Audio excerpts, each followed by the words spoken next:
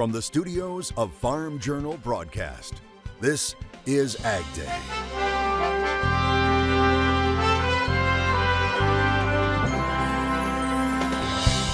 Working his way up by caring for animals.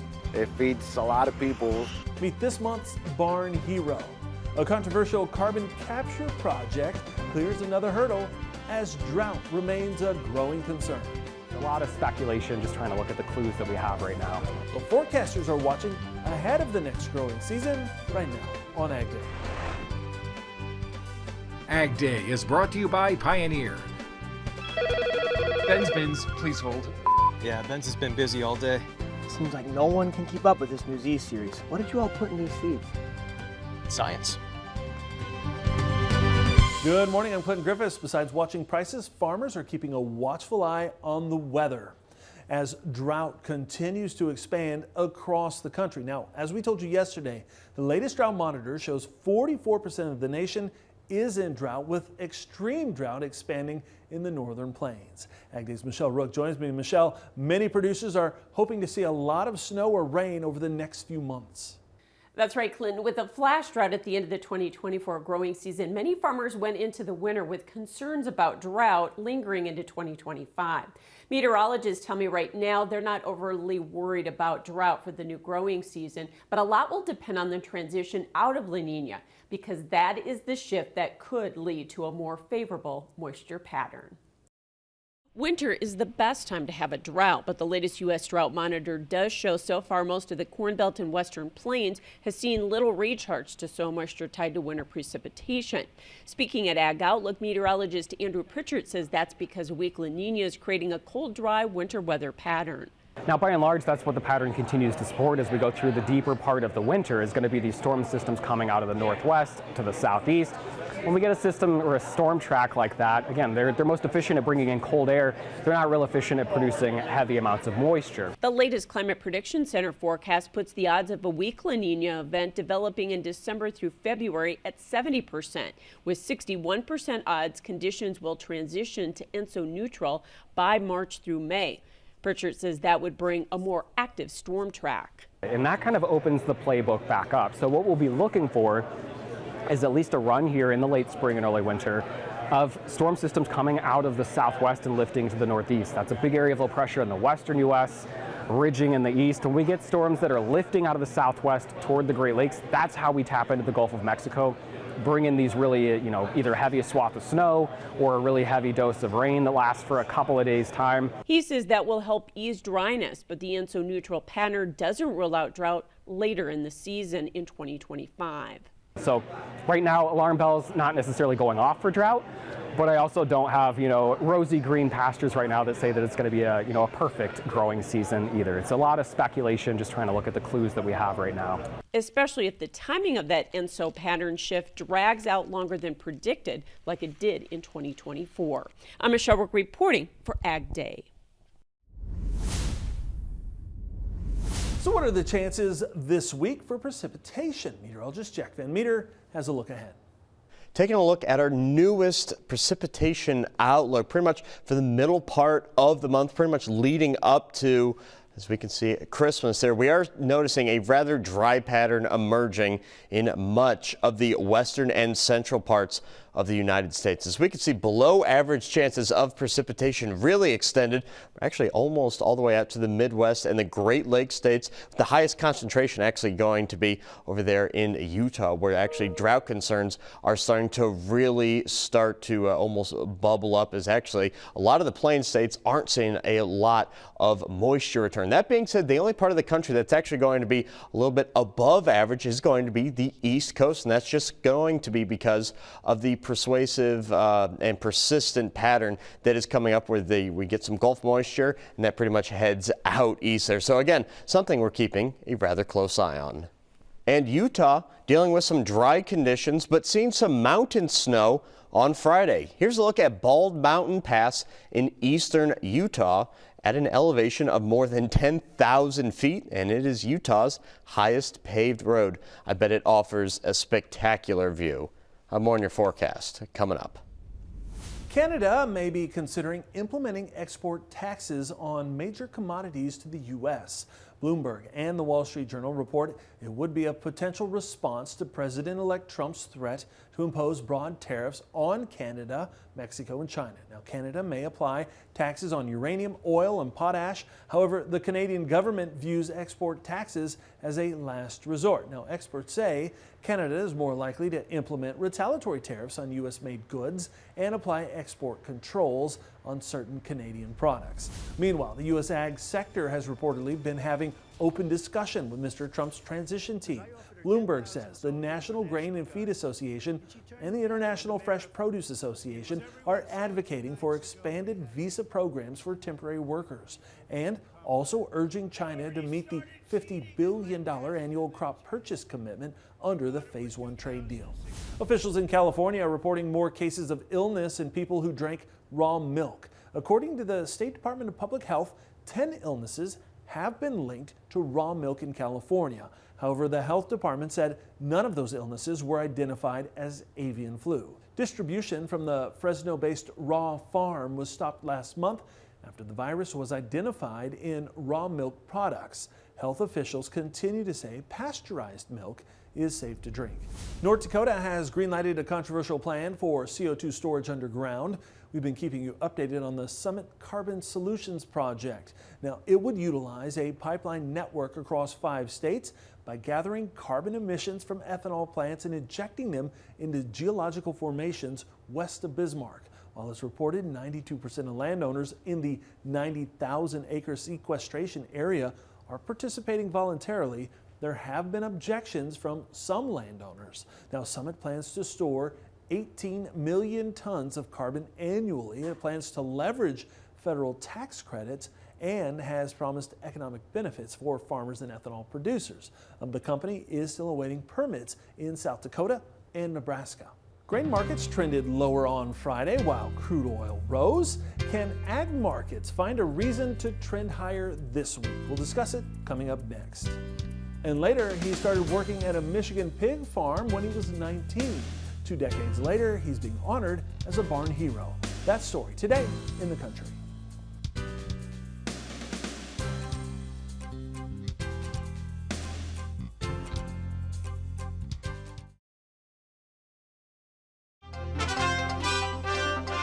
Once seen as a shining example of genetic editing's ability to help feed the world, the Aquabounty Salmon Company is ceasing operations amid financial struggles. Aquabounty Technologies is winding down its Bay Fortune facility in Prince Edward Island, Canada, its last operating farm. Severe liquidity issues persisted despite efforts to raise capital. The company tried selling farms, equipment, and generating cash through other means, but ultimately it wasn't enough to keep the business going. Its GE salmon was the world's first commercialized genetically engineered food animal intended for direct human consumption. But the fish never really took hold. Aquabounty is now in the process of culling all remaining fish, reducing personnel, and shutting down its farm.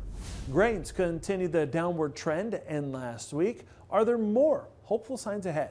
AgDay's Michelle Rook is back with an update in markets now. Well, grains ended the week last week lower. Oliver Slope Blue Line Futures is with us. And let's talk about some of the pressure that we saw on Friday, especially corn. Was profit taking part of the story? I think that was certainly part of it. You know, we got a friendly WASDE report last week, and we saw the market trade up near those October 2nd highs. And for that March corn contract, that was $452.25. We got within a penny of that, really just ran out of buyers and settled back in. I don't think the weakness that we saw in the back half of the week was all that concerning. It was more or less just a retracement of where we broke out from. So I think a healthy pullback, and I think the fundamental tailwinds for corn remain intact. Now, with that said, if we do start to break down, there is downside pressure, especially with funds building a long position here recently. You got to kind of break down whether you're hedging or whether you're speculating. For hedgers that we're working with, looking at volatility at its slowest level since 2019, 2020, like using this move higher here, which is amounted to about 10, 11% from the contract lows, is an opportunity to look at some downside protection here into the end of the year. And what about soybeans? Did we see profit taking there on Friday as well? Because we've gotten up into the upper end of our trading range there and can't seem to get through resistance either. It's wax on, wax off in the soybean market. It's up a dime, down a dime. And when you zoom out over the last, 3-4 weeks, it seems like we really haven't gone anywhere. Call it $9.90 to $10. Just, I think, building up energy and kind of waiting for new news to give us new direction. And as we start looking ahead, of course, we're going to bump up into the holiday time period, but really South American weather is going to be the focus here now. That's absolutely right. And talking about the holiday trade and the holiday markets, it seems like soybeans has almost beat us to the punch. We've just been in a very sideways range-bound market there between, call it $9.90 and $10. I do think that we could be building up energy for a bigger directional move, but I think a lot of that will be hinging on weather down in South America. But once we do break out or break down, I do think that there's probably going to be an uptick in volatility, and we could see a quick 20-25 cent move. It's just which way are we going to break?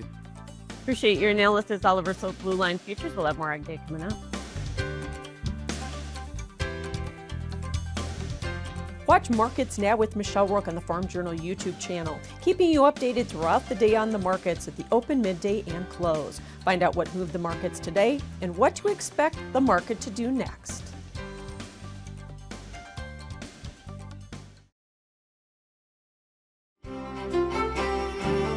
Take a look at our jet stream map. What we are seeing is pretty much a few systems that will be coming actually to the central and western parts of the country, unfortunately. So let's go ahead and put the jet stream in motion. As we can see, very shallow trough is starting to develop over the plain states and actually starting to become tilted a little bit as it starts to move out and into the Midwest. And what that's going to do is really squeeze out a lot of moisture as that low actually becomes detached and deliver it for the East Coast. A trend that we actually saw there on the precipitation outlook for the middle part of December here. Now, by Friday, some cooler and more polar air is starting to move southward and into the country as well. Actually, we are starting to see another trough there, as you can see, develop again pretty much over the Midwest and Great Lakes states again. And most of the precipitation that we're actually going to be seeing from that trough is going to be delivered as snow, as we can see another ridge building out west. An unfortunate pattern that is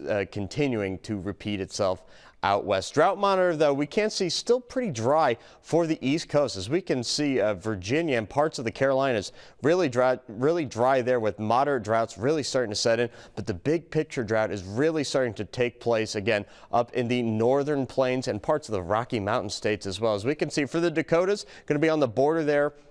As we can see, we're going to be dealing with extreme levels of drought that keeps on spreading, unfortunately. And again, Utah still fairly dry as well. Salt Lake City starting to see some moderate levels of drought starting to surround the city. So again, like I said, something we're keeping a rather close eye on. Unfortunately, not going to be seeing a lot of precipitation transport out west. And as we can see, all of this up here, all this precipitation, especially over Idaho, is actually going to be falling as snow. For the next week or so, we are going to be seeing one dominant system move for the eastern and coastal areas of the country, really delivering some nice rainfall, especially down south. Kokomo, Indiana, high of 43 degrees and a low of 37 degrees. Liberal, Kansas, mostly sunny conditions, 54 degrees, low of 31 degrees.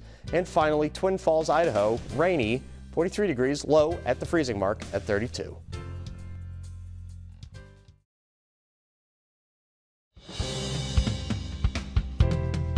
Tractor and combine sales are continuing to be in the negative. That's according to the latest Association of Equipment Manufacturing monthly report.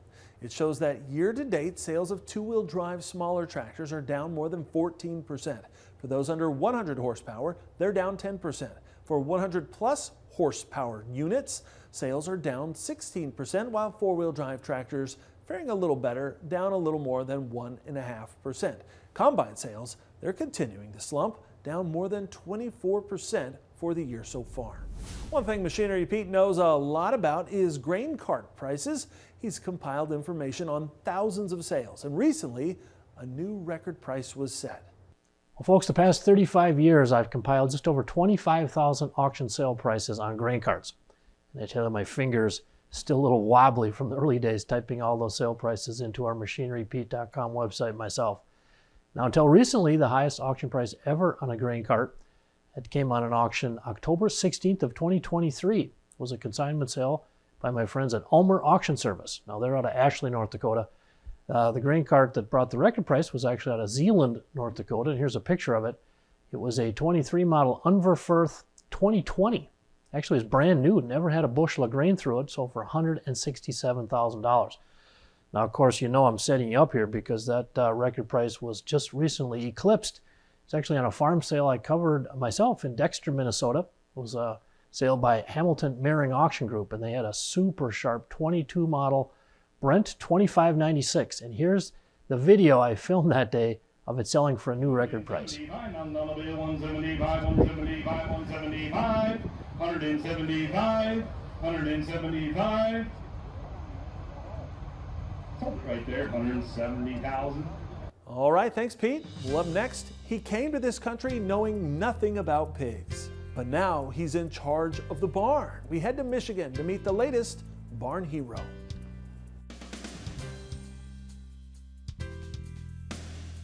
AgDay is brought to you by Pivot Bio. Protect yield potential with a new mode of action in nitrogen. See how Pivot Bio fits into your fertility plan at talknitrogen.com.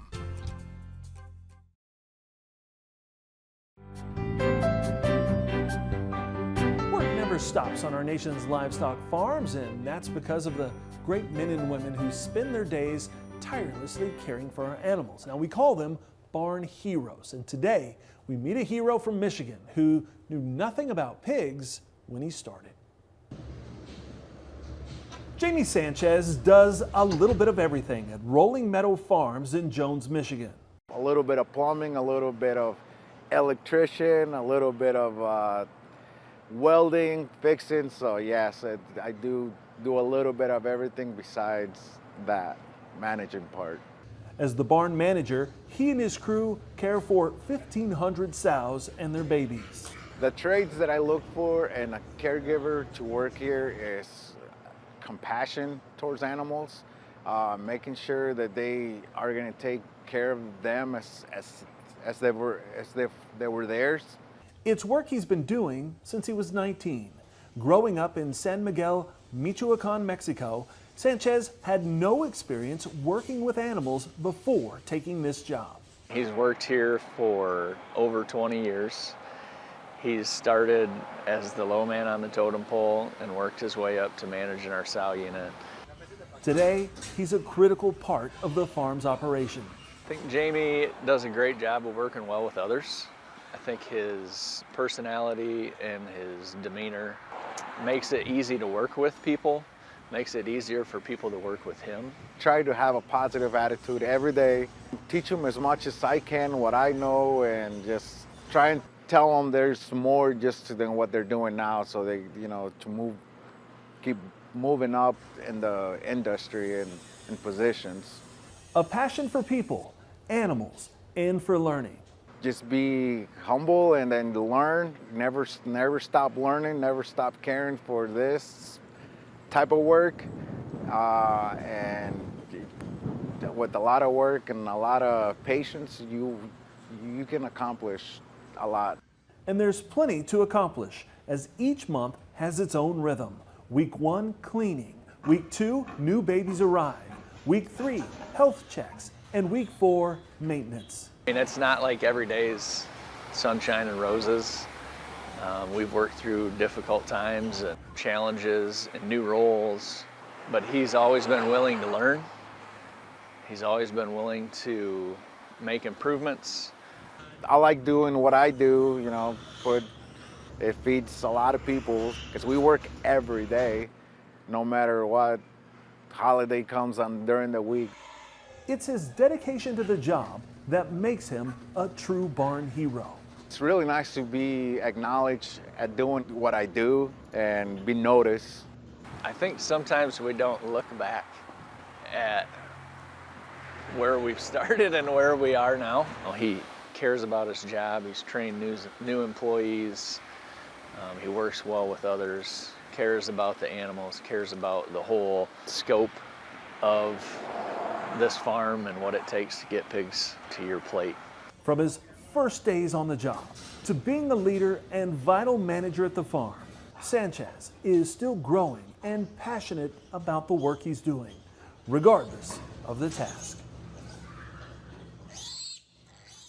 You can read more about Jamie and our other barn heroes over at porkbusiness.com. And that's all the time we have this morning. We're sure glad you tuned in. From all of us here at AgDay, I'm Clinton Griffiths. Have a great day on the Farm Call.